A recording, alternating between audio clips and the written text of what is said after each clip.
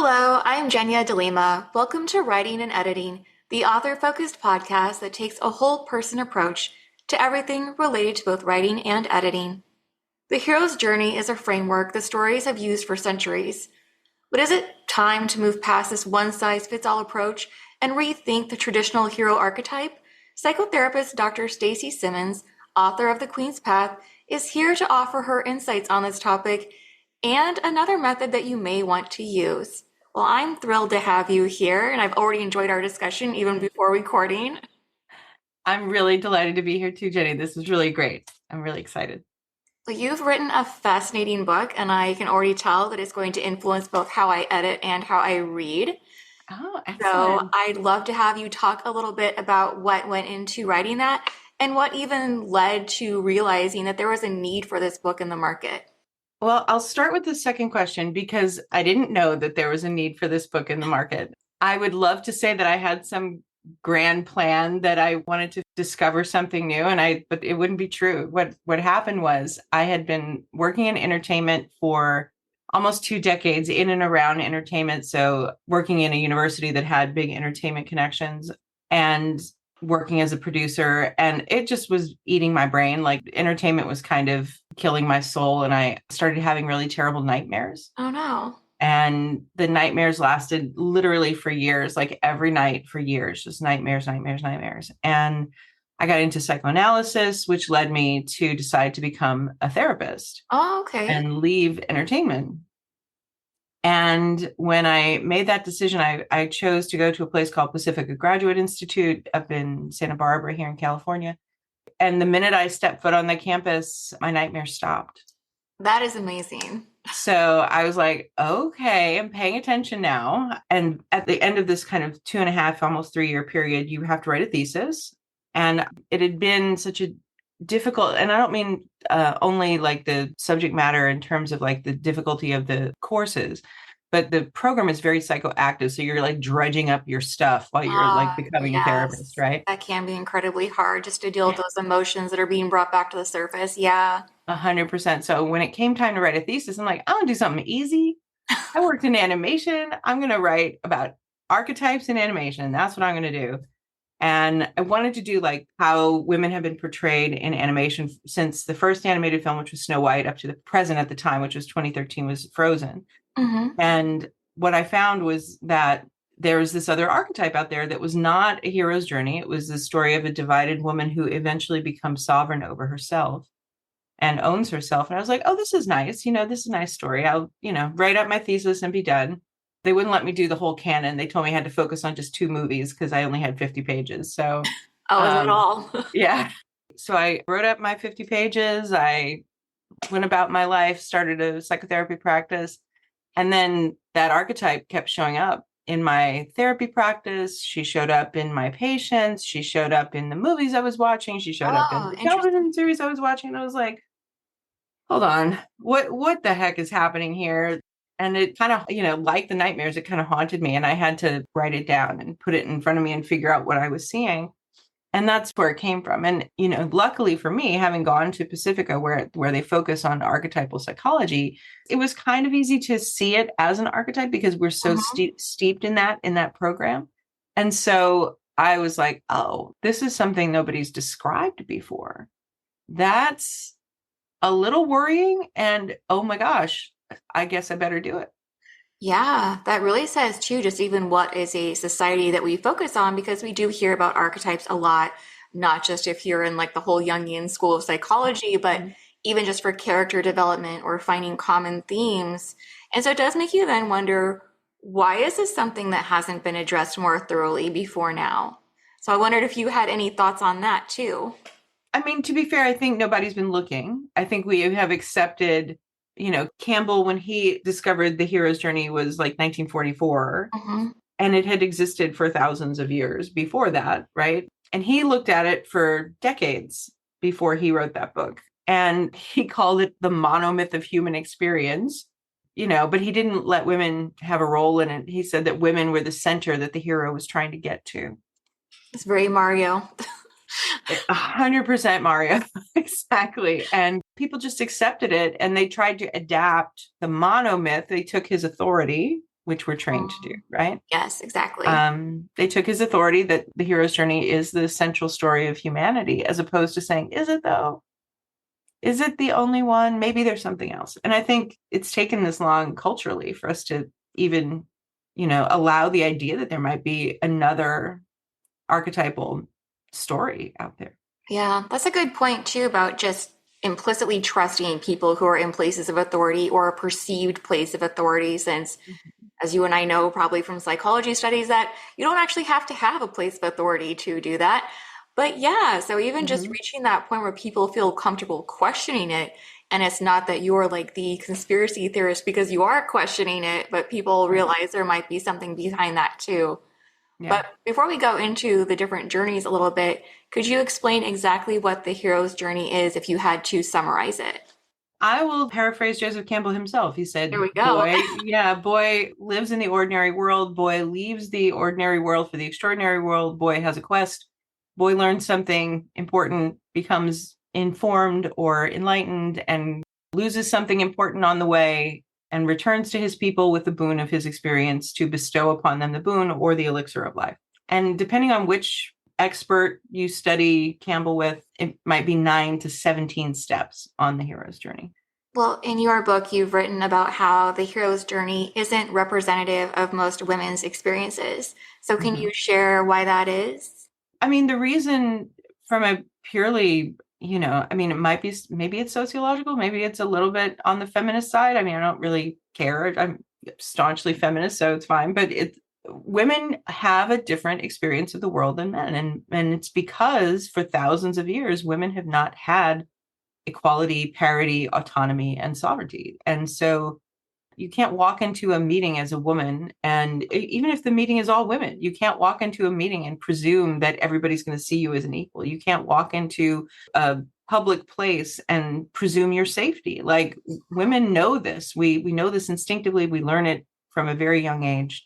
So, and people judge us on things that have nothing to do with our value in the world. They judge us on our looks. They judge us on our body shape and size. They judge us on our voices, like things that have nothing to do with whether or not we're capable or intelligent or have anything to bring to the table. And other things like virginity and sexuality, like we get judged on things that have nothing to do with our contribution. Yeah.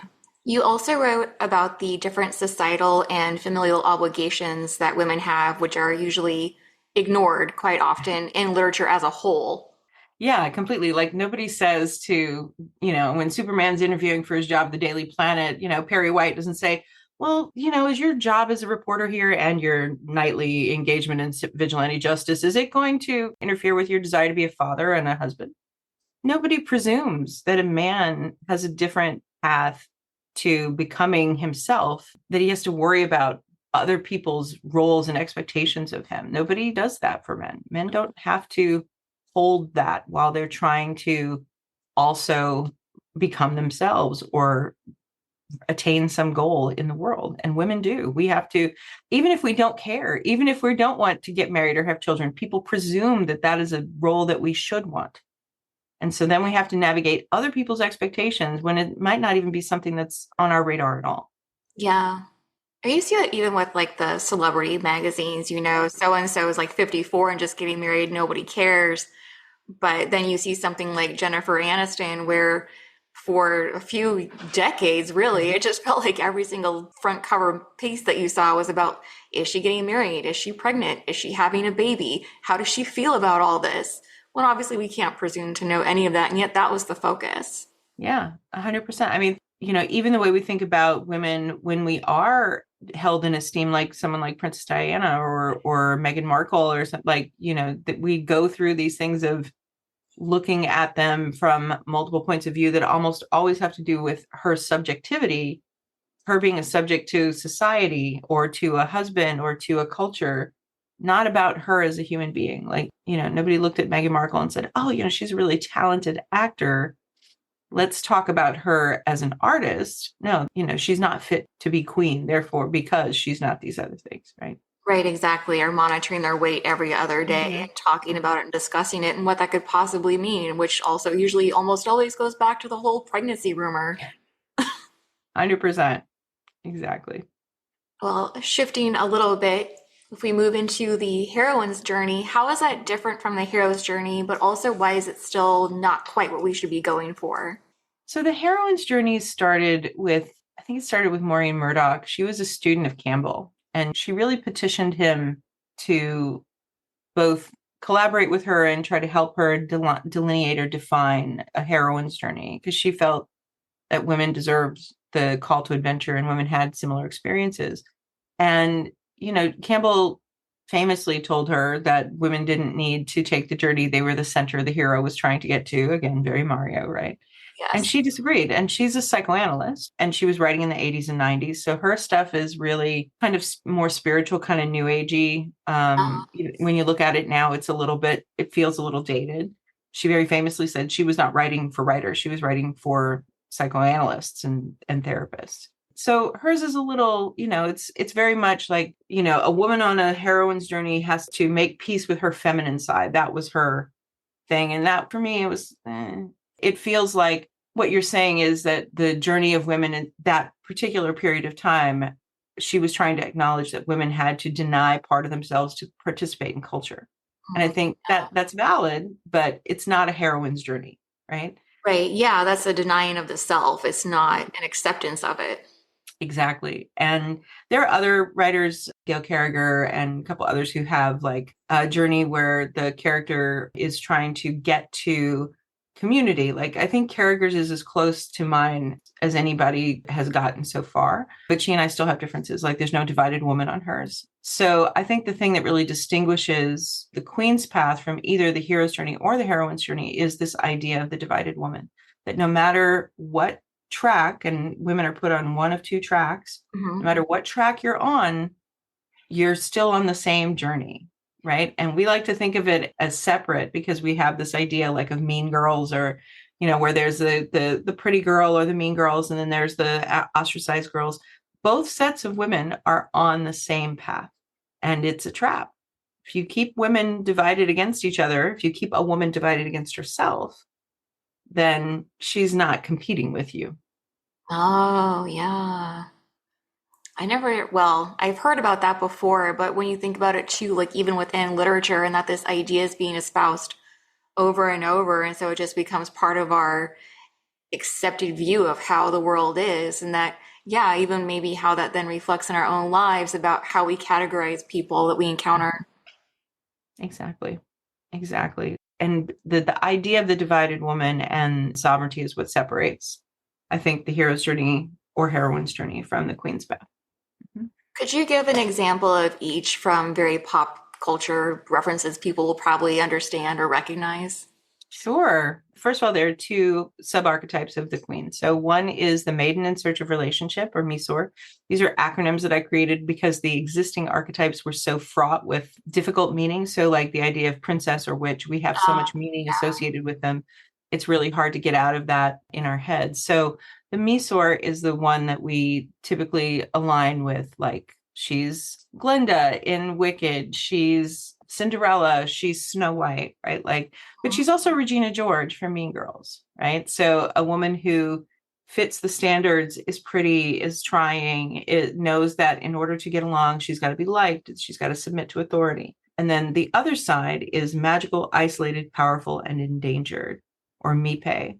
And that character, we recognize her right away. Like she's Elphaba in Wicked, she's Janicean in Mean Girls. And at the beginning of Mean Girls, she's also catty, right? Like we know her. So just understanding that women are always placed in one of these tracks. And this is true in characters, but it's also true in real life. Like we grow up with this from the time we're little. Like by the time we're 8 years old as women, we're told, be nice, right? Like Yes. be small, be quiet. Right. So Yeah.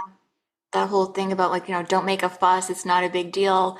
And I think this was something you talked about in your book too, about women being portrayed as over emotional. And yet the reality is, as you said there, that so many women are taught or do this in their everyday life.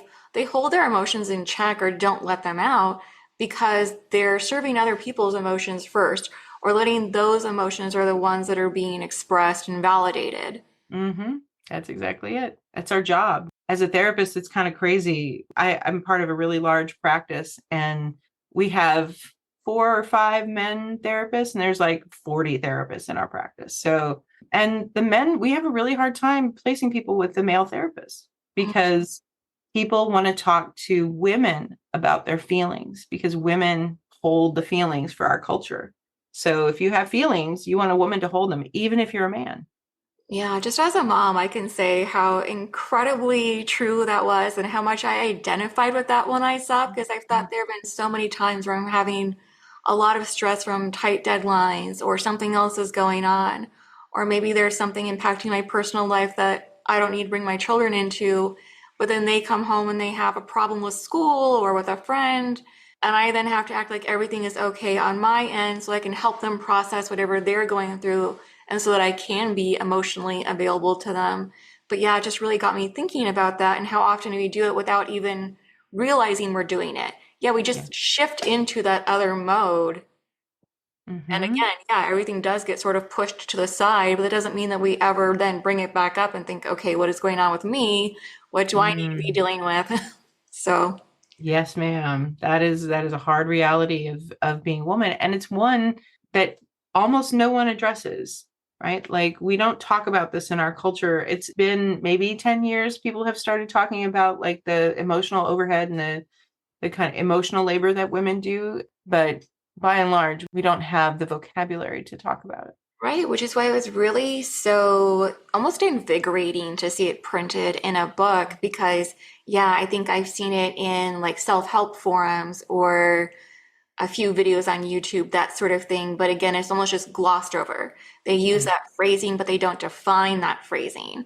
And so now you have this term in your vocabulary, but you may not know exactly what it means or what all it encompasses.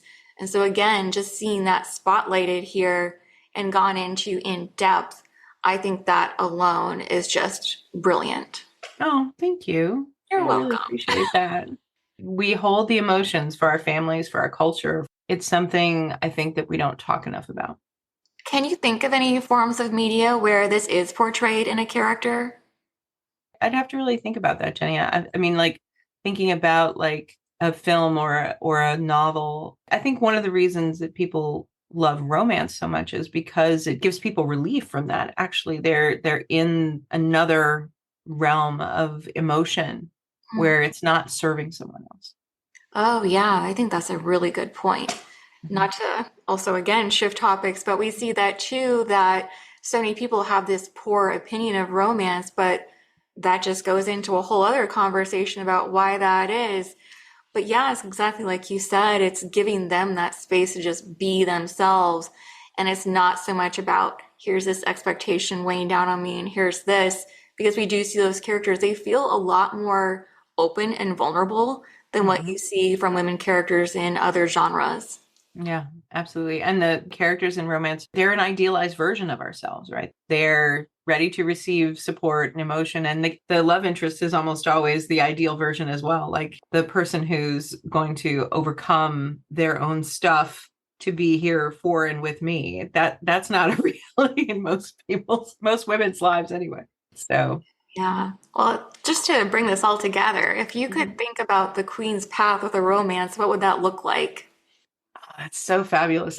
I think romance lends itself to the Queen's Path really well. Romance in particular is really clear about the divide, right? Like women are easily depicted in romance as divided either against themselves or they have experiences that say, no, no, you're going to be only on this path. You're not going to be on this other path. And then as she tries to unite the parts of herself to be whole and complete and authentic, she usually has a partner shows up that helps her do that and helps her recognize those aspects of herself. So if we look at the map of the Queen's Path, if your listeners want it, they can get it for free on my website. Just go download it. But the path itself, like when she gets to abjection for her, there's usually somebody there. Hmm. Um, and the person who's there for her helps her get to the next step, which is choice, and then gets to embodiment. Where in romance, it's usually she owns her either her power as a warrior or a witch or a priestess or something, or as a lover. So, I mean, I think most romance gets the Queen's Path probably better than some other genres. Are there any genres where you think it would be harder to follow the queen's path? I'm gonna put my foot in it. Like I think I don't read it, so this is pure speculation on my part, but I think Christian fiction would be really hard. Because I think the idea from the most idealized version of womanhood for Christian fundamentalism or for evangelicism is the Misor. And so the cultural shift to sovereignty for that woman is not endorsed. So I think it would be hard. I don't read that genre, so I don't know, right? That's just external belief.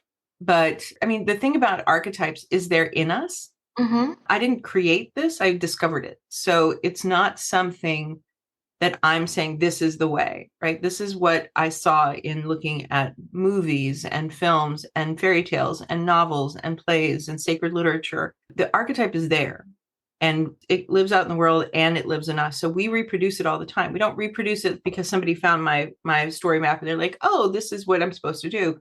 No, the story map came from people doing this for thousands of years. And it just says, if you want to follow the thing that seems to work, here I codified it for you.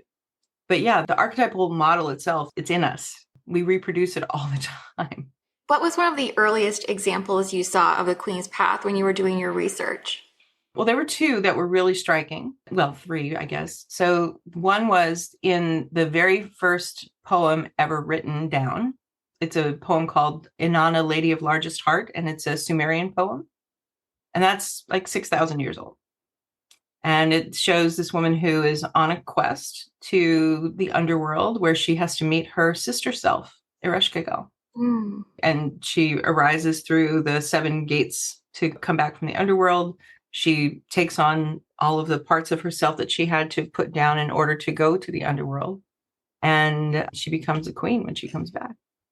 So that's the oldest one. But I found it in the Christian Bible. I found it in the Hebrew Bible, like in the story of Lilith and Eve. I found it in the story of Mary of Nazareth and Mary Magdalene. Like she shows up everywhere. She's there for us all the time.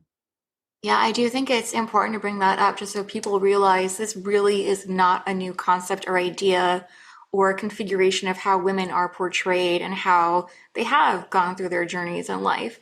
That it's really been there as long as we've had the written word to record it. Exactly. It's like anything. Like when things are so steeped in your society, like in-depth psychology, we talk about invisible archetypes being the most dangerous. Mm. So when an archetype is undefined and unnamed, it just lives in the unconscious and just haunts the unconscious like a poltergeist. And that's true whether it's the personal unconscious or the collective unconscious of culture. So yeah, it wasn't until the 90s and Greg McGuire started writing about the ugly stepsister and Yes.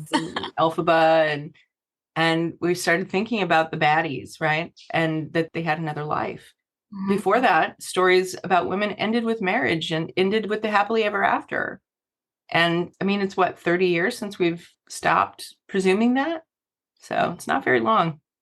Well, before we end, could you share some favorite modern examples of stories that utilize the Queen's Path framework? Oh my gosh, so many. Like List them all. Everdeen, all of the Katniss, anything with Katniss Everdeen. So the whole entire Hunger Games series, like it's all right there. I mean, Mean Girls, Wicked, Legally Blonde, Waitress, one of my favorite movies and favorite musicals. Game of Thrones, all the female characters are on the Queen's Path. Oh, and Promising Young Woman. Oh my gosh. She never gets to sovereignty though. Her story ends in the 3rd quadrant. Thank you. I feel like we could almost call this an ode to Wicked because it's just very timely. So thank you for that. Break out into song. Yeah, trendy topics. Yeah, if you want to just sing Defying Gravity to close us out. No, thank you. You don't want that. Trust me. Well, thanks so much, Jenny. Yes. This is so much fun. I agree. This has been fantastic. Well, thank you for listening and be sure to check out the show notes for additional information. And then please join me next week when Annie Sclaver-Orenstein will tell us how to sell a book without having a large following or platform. Thanks again.